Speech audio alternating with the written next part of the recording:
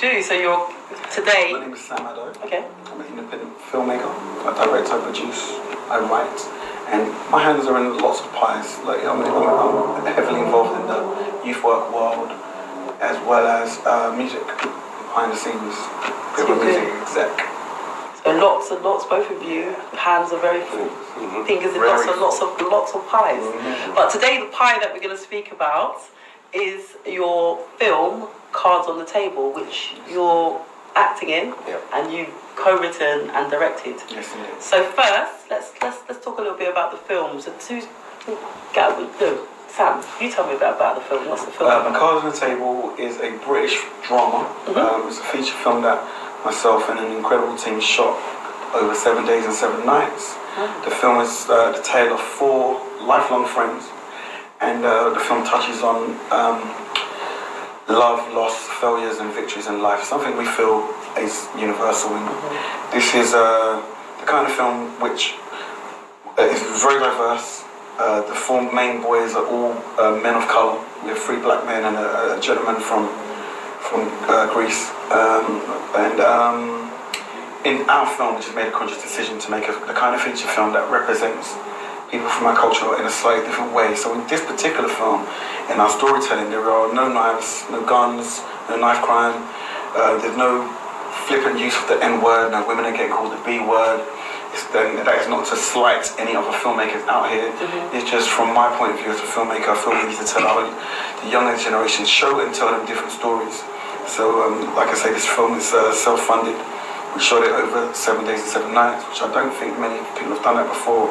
It took us 2 years to deliver that, and the film is now available to buy and stream online. We released our film July the 8th of this year, and it's available to stream up until the second week of October this year. And I was very fortunate to have this young gentleman be one of the lead roles, support cast rather, in the film. So is this your first film that you've written and directed? How many of you? I'm sure the viewers think I'm 19, but you do look very fresh. I'm a bit older. And I'm coming from a BBC background. I've worked for a number of TV stations you may know of. But the industry is not an easy one. I'm sure we can all we're all aware of this. So I waited, and I got the confidence to finally write something that I wanted to make. Pretty much in my early 20s. I mean, in my early 40s, sorry. I'm convinced I'm still 20s. But I'm still early 40s. You've reached. So no, I've been making short films for well over 15, 20 years. And it just, you look out there to see who else looks like you who's doing it. To see who's successful and to see, what terrains they've had to, how they've navigated this minefield. And it's really hard. So, in theory, after we made our film, I would now wish I took a gamble in my 20s. Because of the way the system works all around the world when it comes to making independent cinema, I wasn't bold or brave enough to make, or have the faith to make a film when I was younger. But I think everything I've ever done in film, TV, online content, etc., prepared me and gave me the confidence to pull together the kind of team and to just to make it happen. So, in answer to your question, I've been writing for years. One of my best friends and I we wrote a story together, we developed into a script. And then, we took it where we had to take it. So. And you say it's an independent film, so what is it, I mean, it's a lot, isn't it, like that you have to take on? You've got to do your best to do some great deals, pull some favours, pay cast, locations, and there's a lot to do. There's a legal side to it. The website has to be maintained. The poster, we were fortunate to have a poster campaign, which was likened to massive poster campaign. We had posters. I'm talking digital billboards in Manchester, Birmingham, and a few spots in London, and people assume we had big budget. A lot of it is negotiation and being able to, as well as putting down some money, but so we just went for it really. We tried to do something a bit different. I like that you said that, you're trying to change the narrative of the imagery that we see on TV. People that look like us, a lot of the time it is quite negative. It is gang violence or knife crime or criminal activity. And I like the fact that you've taken a different scope and you're trying to show a different viewpoint. How is it received in the media? I mean, in terms of getting support, media support, I mean, have you got lots of... I've been around a long time in the film and TV industry, so my database is nice and healthy. You know, I personally had a number of radio interviews, and other online platforms have kindly given us time and space to speak to myself or the cast and crew. Recently, I was on BBC Radio London. Okay. So big shout out and love to Bowie Stylo and his team. But you need more. We've not had much regional support by way of Manchester, Birmingham, Wales, Glasgow, which is why we needed the street campaign.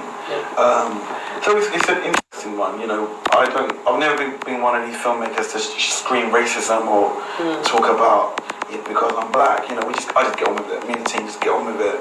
But the facts are, your big publications who we could have done with support from, the Independents and Times and even the Metro, they all know who we are. They all know. They've seen our poster campaigns, and for whatever reason, they choose to turn a blind eye. So some of my team wonder, if our film had the kind of poster where our cast were wearing tracksuits and wielding guns and knives, would they have given us more support? Yeah. We'll never know, and I don't frown upon these things. I personally just look ahead, keep it moving, and try and, shall we say, just be different, and that's the way, and then have a longevity by thinking that way. I'm trying to be a leader here. I'm not trying to follow no one. So, with or without the main press, you still continue to try and do what you can. What about you? How was your journey into, like you said, you've been in media for a long time. You've worked for different broadcasters, the BBC, lots of different stations. You sure you got time? Well, we still have 25 minutes. in short, I woke up at 17 and I knew film and TV what I wanted to do.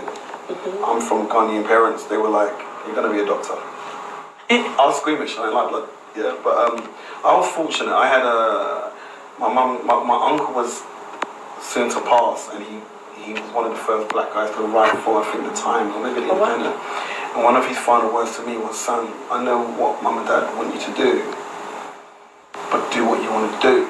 So within months, I found myself carrying bags for anyone in the industry. I was trying to work for people like Lenny Henry and stuff like this, and I did everything. Being a runner, production assistant, trying to understand editing and so on and so forth. And before long, I had opportunity to just make loads of low-budget music videos, and they were horrible videos, man. They were terrible, actually, when I now think about it. But it led to one thing that led to another, and then we're now talking late 90s, and I'll be honest and say I'm pretty certain I got headhunted by the BBC. Really, because they were doing a diversity thing, they were just ticking off the team. I didn't know about this job interview or this role that was being promoted. I made a name for myself as this young black guy making music videos, and a lot of them. And someone found me and said, "Look, this is BBC job as a promo director. I said making adverts.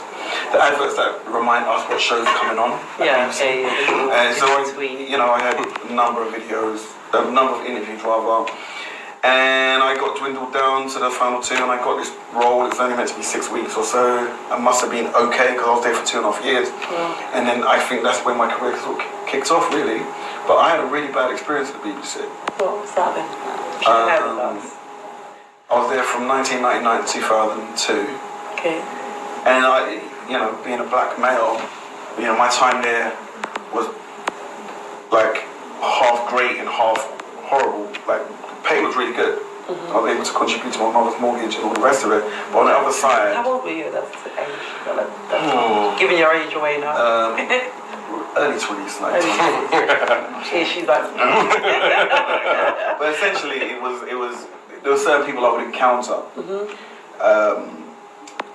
who, shall we say, weren't used to meeting black men in that world, and so I just got handled a bit different, and I wasn't the kind of man that wanted to scream about, I don't want to be every racist, yeah. You don't want to be that guy, so I left, and I got disillusioned. I assumed, no man, there's no room for a black guy in TV. There was no one I could really look at. There was one or two people in front of the camera You couldn't, in 1999, you couldn't name directors and producers who look like us. Yeah. I mean, you could name Spike Lee, you know, but there was no one in the America, UK. Yeah, it's all very American. Yeah, so I found myself working in retail. I was in H&M for like 2 years. Okay. You know, but the film was, it just kept on calling me. So I got very lucky. A friend of a friend was involved in Kanye West's first ever live performance over here. Okay. And I got a phone call to go and film it because I was one of these black guys with a camera. And that footage helped me. It helped me loads.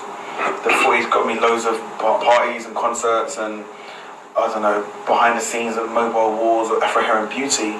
And that's where, I think it was 2003, 2004 is where the owner of Ben TV at the time, Alistair, God bless you Alistair, he came up to me, like at these events, Black Hair and Beauty and things like this, you come home with hundreds of business cards. Yeah, and bags full of but I just remember him and we spoke and he gave me an opportunity to have a show on his channel. So I had a little known TV show called No Bling TV. I'd like to think many people would remember that show. I did that show. And then off the back of that show, I got headhunted to work at Channel U, which you may or may not know. I remember Channel U. So I was a production manager at Channel U for a couple of years, and then I just had, by 2007, I just had the courage to just set up my now film company, Shadow Group, of which I went on to make lots of short films and take on interns and develop and encourage other people. And you you fast forward and I'm here. I've just made my first feature film. So that's kind of my story, you know. So there's hope for me, really, isn't there? Like, there's hope for me. It is up and down. It's like your experience, like you go into a certain have faith and believe in yourself. Once you get out your 20s, believe. You gotta believe. You gotta believe. Really believe. We're gonna do it. Do it. Do it, guys. It's a long journey. Yeah, let's run the trailer. I think it's ready. Wonderful. So let's have a look at Cards on the table. Okay. Cards on the table. Out now. Out now.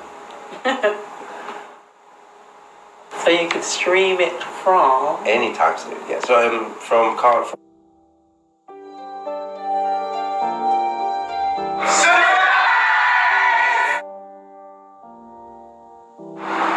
I love you, Mum, and I always have.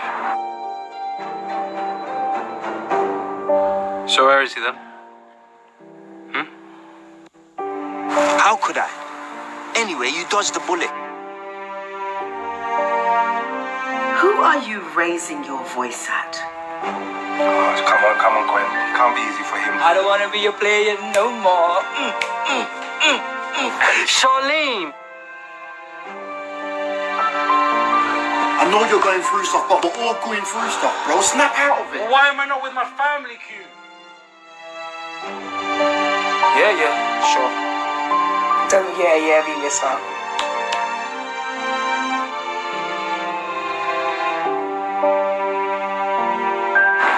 You know what, Frankie? You always like to come across like Mr. I got it all together all the time. What, like you ain't got no skeletons in your closet?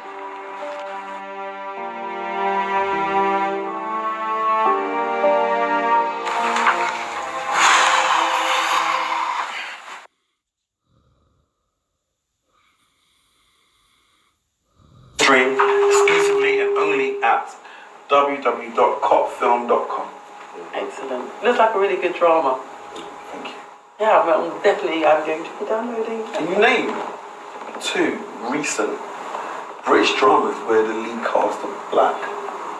To be honest, I struggle, right? I would struggle, and that's the reality of That says something. In terms of like acting and getting into acting, obviously I love acting. I studied drama. I'm a media English and drama teacher. So I'd love to get back into acting, but in terms of pathways in, I feel quite restricted. You know, like I will try to apply for roles and bits and pieces, but I mean, how? For that person out there that wants to act. I've got to be consistent. Just keep going. There's always someone who wants to take your spot. Right? So you go to as many auditions as you can, do as many self-tapes as you can, and try and make yourself visible.